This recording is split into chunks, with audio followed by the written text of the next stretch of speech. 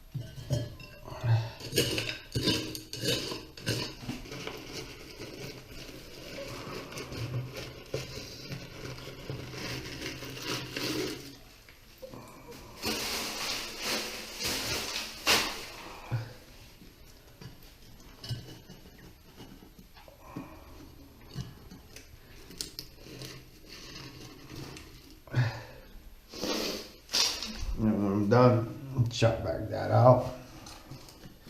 I'll go get my oakum, get my lead ready, get down.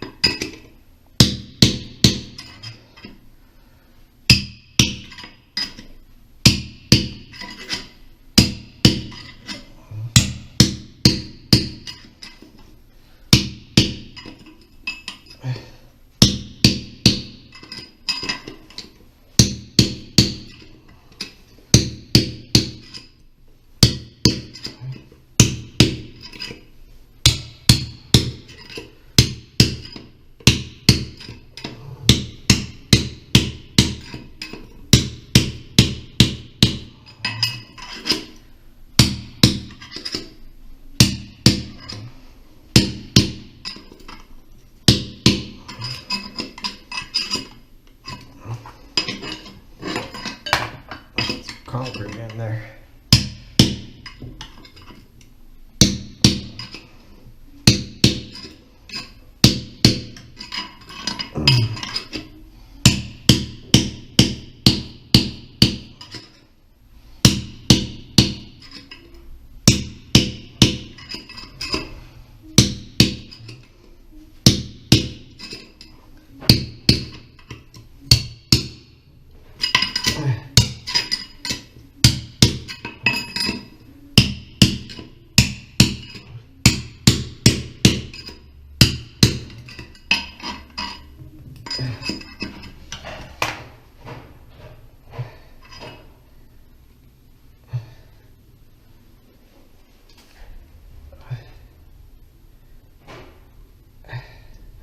Toilet paper get caught on that.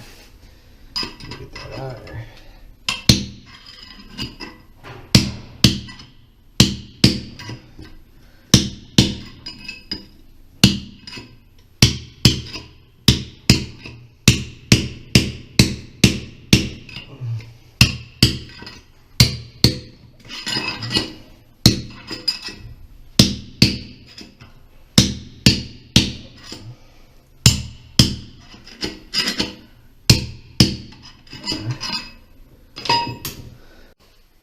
Okay, my flange is in, and since I got all that out of there to break it, I'm gonna I got native soil. I just dug it up from the backyard, and I'm gonna put it all in there, pack it in tight,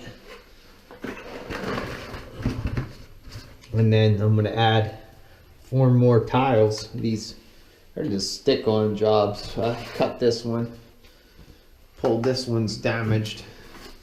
So for the customer, they put this floor in with this slate looking, these are just stick-on tiles, but kind of like linoleum. But they stopped at the toilet and then they couldn't get behind it. So, you know, I'm going to do the last of them for them because, you know, I want the finish to look nice.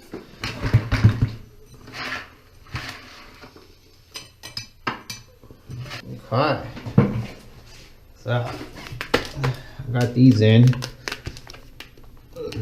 and I just want to cover up that void. You know, they're missing a couple pieces. These would adhere down weight of the toilet. I want to stash some dirt back in there, pack it in against this closet bend. So we're a little low, but you know, consider the circumstances there. Yeah. It was rocking, and what a disaster. So, you know, being that this is all lead poured in, it's going to be solid. It's going to work just fine. I'm going to get cracking on. I got a brand new toilet, so I'm going to get set up, new bolts, wax, full size wax ring with no gasket. I just like to use these Harvey's Bull Wax #1, and these are American made. And that's one of the reasons I like to use them. And 2, they're thick, so that's gonna be fine.